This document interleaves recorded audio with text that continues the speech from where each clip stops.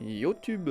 Aujourd'hui, petite vidéo, mes petits dragons en bref sur le démarrage des juvéniles. Si tu comptes donc reproduire cette espèce, je t'encourage à écouter cette vidéo, il y aura peut-être des tips qui te seront utiles. Les petits à la naissance ressembleront plus ou moins à ça en plus petit. Je les place généralement dans une petite boîte bien humide sur du sopalin afin de bien pouvoir contrôler leur première selle et dire qu'ils sont démarrés correctement.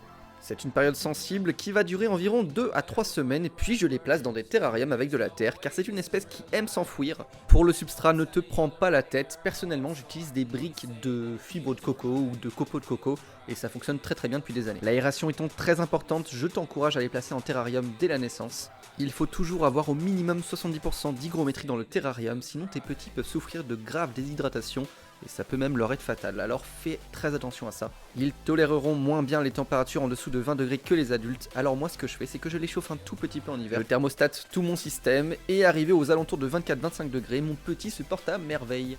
Ils sont très sensibles au changement de température à cet âge-là, alors fais attention. Tout comme pour mes adultes, je les nourris en lâchant des insectes dans leur terrarium car ils sont timides et ne mangent pas à la pince. Les vers de terre et petits grillons sont vraiment très adaptés. Et je complète environ un repas sur 3 avec de la vitamine D3. Afin de bien contrôler leur alimentation, je dirais que je les nourris environ tous les 4-5 jours. En réalité, vraiment, c'est quand je ne vois plus de grillons, j'en remets quelques-uns et etc. Le plus grand secret pour bien les démarrer est de les laisser tranquilles. Le stress peut être fatal à cet âge-là.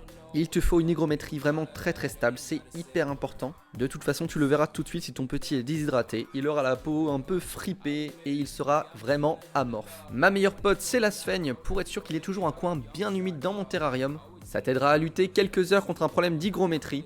Comme tu peux le voir ici, mes petits sont toujours fourrés dans la sphaigne. Chez moi, j'humidifie la sphaigne environ une fois tous les 2 jours et mes terrariums 2 fois par jour, en tout cas pour mes juvéniles. Et il faut être rigoureux dans les paramètres, surtout qu'à contrario, le froid associé à de l'humidité, quand je dis froid je parle d'un 19 degrés, peut engendrer de graves infections pulmonaires chez les juvéniles.